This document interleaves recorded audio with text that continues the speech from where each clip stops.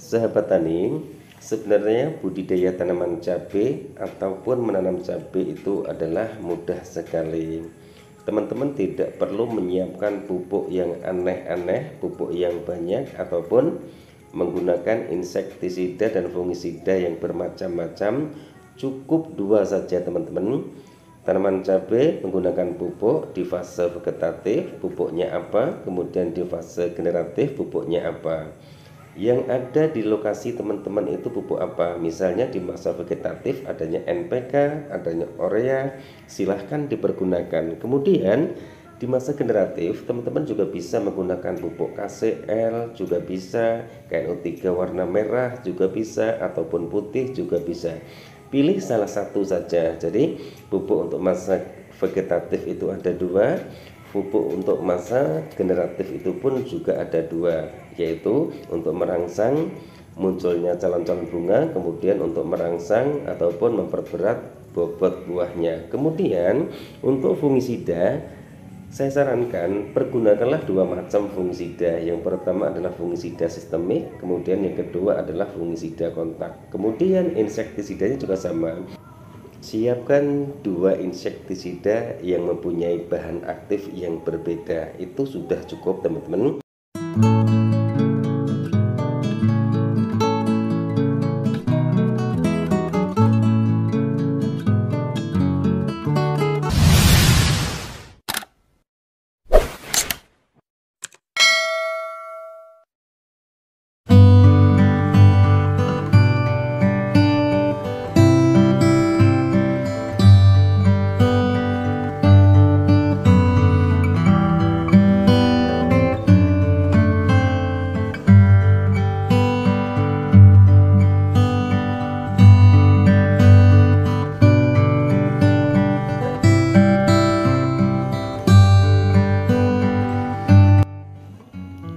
Assalamualaikum warahmatullahi wabarakatuh.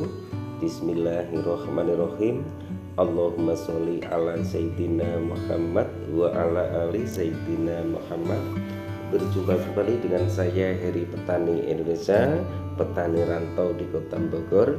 Pada kesempatan kali ini saya ingin mereview tanaman cabai saya yang kemarin ataupun 1 minggu kemarin saya lakukan penyempraian menggunakan fungisida Cover WP, kemudian saya tambah Kalinet, yang kedua adalah Vitaron SL, yang ketiga adalah asam amino teman-teman.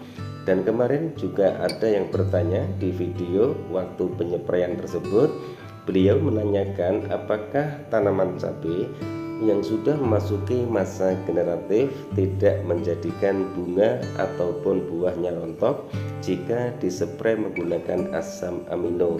Di sini akan saya jawab teman-teman, jika pemakaian ataupun dosisnya itu disesuaikan, insya Allah bunga tidak rontok dan buahnya pun juga tidak rontok. Kenapa saya jawab seperti itu? Saya budidaya tanaman cabai sudah 15 kali penanaman, dan 15 kali penanaman itu semua sukses, dan kedua tanaman itu saya tumpang sarikan. Saya tidak pernah menanam tanaman cabai itu secara tunggal teman-teman.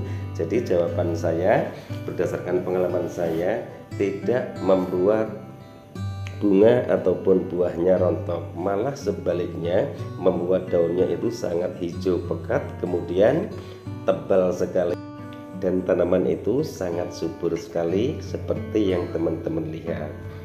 Kemarin juga ada yang bertanya di video short kami, katanya tanaman cabai saya daunnya pada layu. Begini teman-teman, kemarin pada waktu pembuatan video short itu durasinya 15 detik, kondisi tanaman cabai habis saya lakukan penyempraian, kemudian waktu membuat video short itu sekitar jam 12 siang teman-teman.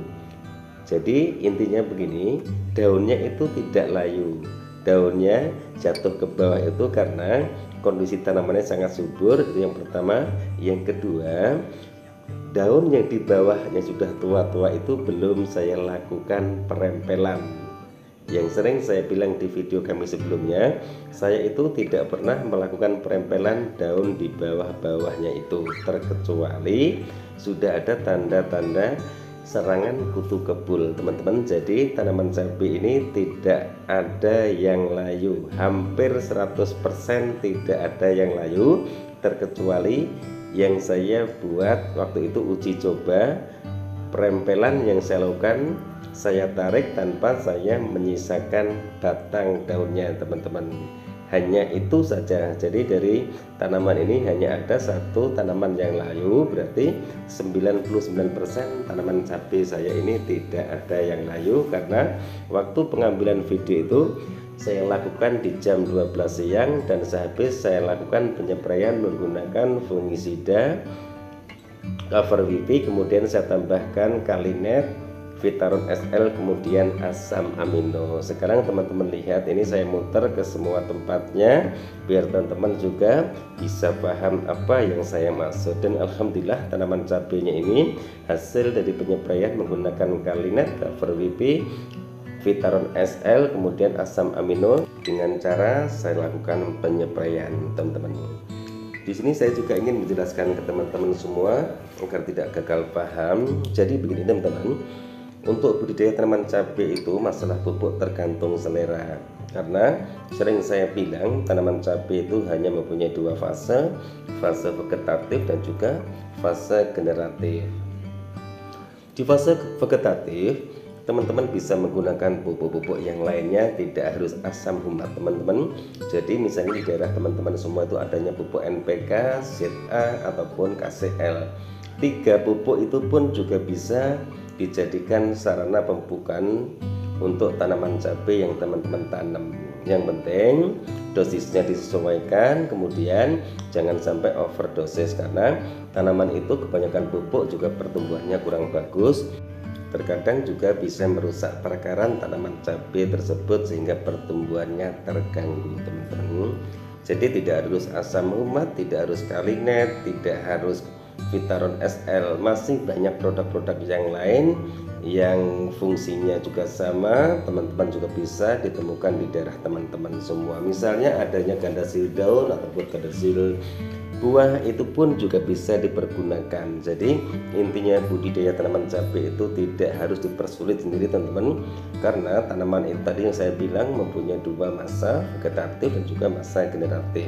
Teman-teman harus jeli, harus pandai-pandai untuk memilih pupuk yang mana sekiranya pas untuk di dataran ataupun di daerah teman-teman semua, karena ada dataran rendah dan juga ada dataran tinggi. Jadi pemakaian pupuk itu harus dicari mana pupuk yang pas untuk di daerah teman-teman semua. Kemudian nutrisi apa yang harus saya berikan untuk tanaman cabai di daerah teman-teman juga. Jadinya cukup simpel sekali teman-teman. Sulit dan tidaknya tergantung kita. Kalau kita selalu bicara masalah pupuk yang mahal, itu tidak akan ada habisnya teman-teman, karena pupuk yang mahal pun juga kandungannya sama. Jadi intinya jangan kita selalu menyinggung petani-petani konvensional ataupun petani-petani yang sudah tua, karena adanya kita semua itu tidak lepas dari adanya petani-petani zaman dulu. Jadi intinya seperti itu teman-teman. Mari kita bicara sejarah pertanian di negeri kita ini. Jangan kita hanya mempromosikan produk sehingga kita kadang-kadang menjelek-jelekan petani-petani terdahulu, yaitu orang-orang tua kita. Karena hampir 50% kita itu terlahir dari anak seorang petani. Alangkah sebaiknya jika kita membuat konten ataupun tutorial, jangan menyinggung petani-petani yang lama hanya untuk keperluan konten Anda semua.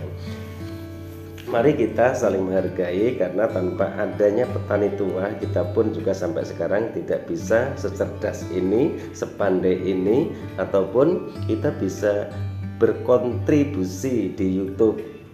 Ya, sedangkan tujuan YouTube itu sifatnya adalah membangun bagaimana kita menerapkan pola tanam, pola pemupukan, dan pola penyempraian, sehingga adik-adik kita ke depannya bisa ikut mencoba karena tertarik ataupun simpatik melihat konten-konten kita yang kita berikan. Karena bagi saya adalah bertani atau pertanian itu mempunyai budaya.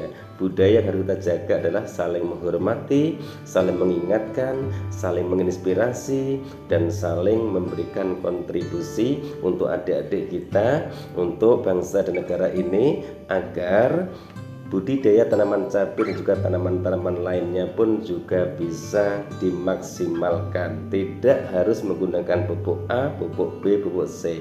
Yang penting bagaimana tata cara kita itu menggunakan pupuk yang ala kadarnya tapi bisa menghasilkan buah-buah yang lebat, tanamannya subur, sehingga bisa menjadikan ladang-ladang ataupun bisa dijadikan sarana untuk mencari rezeki. Jadi intinya seperti itu.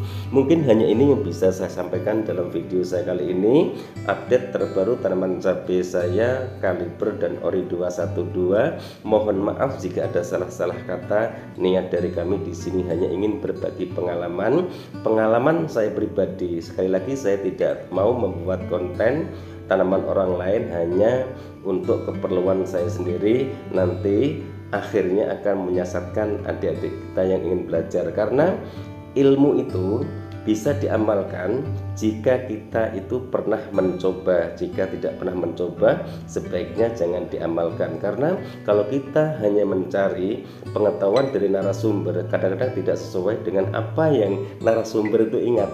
Karena sering saya lihat di teman-teman semua, tanaman cabai nanamnya kita nggak tahu sudah buahnya. Orang diwawancarai itu pun juga kurang bagus. Bagi saya seperti itu. Mudah-mudahan kalian semua juga menjadi orang yang terhebat. Kalian semua bisa menjadi inspirator buat adik-adik kita untuk memajukan pertanian di negeri kita tercinta ini, yaitu Indonesia. Wabillahi taufiq wal hidayah. Wassalamualaikum warahmatullahi wabarakatuh. Salam sukses buat Anda, salam sukses buat para petani di seluruh Indonesia.